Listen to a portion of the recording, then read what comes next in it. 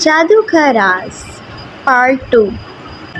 رات کی تاریکی میں روبن کا دل تیزی سے دھڑک رہا تھا اور جادوگھر کے ہال میں وہ زندہ مجسمہ اسے غور سے دیکھ رہا تھا، اور چراغوں کی لرزتی روشنی میں اس کی آنکھوں میں ایک پراسرار چمک تھی۔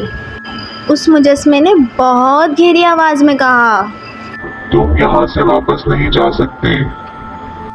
روبن نے ہمت جمع کی اور بولا، مجھے اس جادوگھر کا راز جاننا ہے، اور مجھے اس جگہ کا راز جاننا ہے کہ تم کون ہو اور یہ جادو کیوں ہے۔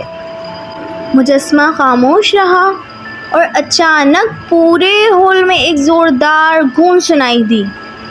زمین ہلنے لگی اور ایک خفیہ دروازہ آہستہ آہستہ کھلنے لگا، اور اس کے پیچھے ایک سنہری روشنی چمک رہی تھی۔ اگر تم حقیقت جاننا چاہتے ہو تو اس دروازے سے گزر جاؤ، مجسمے نے کہا۔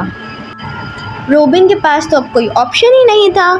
وہ آہستہ آہستہ کر کے دروازے کی طرف بڑھا۔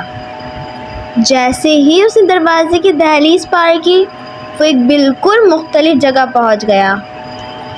یہ ایک پراسرار کمرہ تھا جس کی دیواروں پر پرانی تحریریں لکھی تھیں۔ درمیان میں ایک ٹیبل رکھی تھی جس پر ایک قدیم کتاب پڑی تھی۔ روبن نے کانپتے ہاتھوں کے ساتھ اس کتاب کو کھولا۔ جو بھی اس کتاب کو پڑھ لے وہ جادوگر کا وارث بن جاتا ہے۔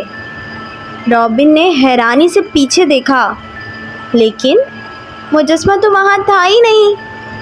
اچانک اس کے کانوں میں ایک سرگوشی گونجی، اگر تم نے اس کتاب کو مکمل پڑھ لیا تو تم یہاں پر قید ہو جاؤ گے، لیکن اگر تم نے اس الفاظ کو صحیح سے ادا کیا تو یہاں کے جادو کا راز بھی ختم ہو جائے گا اور سب ٹھیک ہو جائے گا۔ اب اس کا دماغ تیزی سے سوچنے لگا کہ وہ صحیح الفاظ کس طریقے سے ادا کرے۔ اچانک اس کو اپنی دادا کی دی ہوئی چاندی کی مہر یاد آئی جو اس نے دروازے پر ہی چھوڑ دی تھی۔ اب مسئلہ یہ تھا کہ وہ اس دروازے تک پہنچے کیسے؟ کیا یہی اس کا واحد راستہ تھا؟ اب مسئلہ یہ تھا کہ وہ اس دروازے تک پہنچے کیسے، کیونکہ کمرے میں تو کوئی دروازہ موجود ہی نہیں تھا۔